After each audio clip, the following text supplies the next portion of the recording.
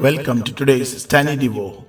The portion taken for today's daily reading is from Mark chapter 9 verse 29. He said to them, "This kind of unclean spirit can come out by nothing but prayer and fasting." The theme for today is the place of ministry. His disciples asked him privately, "Why could we not cast it out?" Mark chapter 9 verse 28. The answer lies in a personal relationship with Jesus Christ. This kind can come out by nothing but concentrating on Him and then doubling and redoubling that concentration on Him. We can remain powerless forever as the disciples were in this situation by trying to do God's work without concentrating on His power and by following instead the ideas that we draw from our own nature.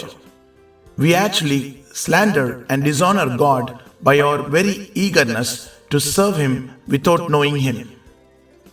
When you are brought face to face with a difficult situation and nothing happens externally, you can still know that freedom and release will be given because of your continued concentration on Jesus Christ. Your duty in service and ministry is to see that there is nothing between Jesus and yourself. Is there anything between you and Jesus even now?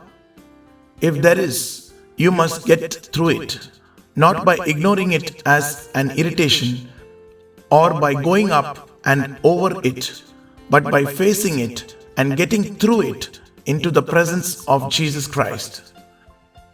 Then that very problem itself and all that you have been through in connection with it will glorify Jesus in a way that you will never know until you see Him face to face.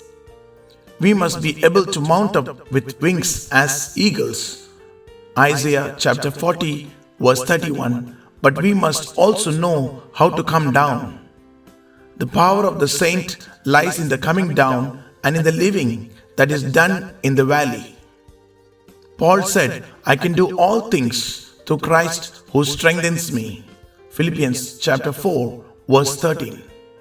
And what he was referring to were mostly humiliating things. And yet it is in our power to refuse to be humiliated and to say, "No, thank you, I much prefer to be on the mountaintop with God."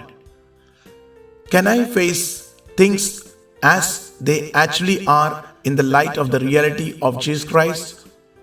Or do things as they really are destroy my faith in Him and put me into a panic?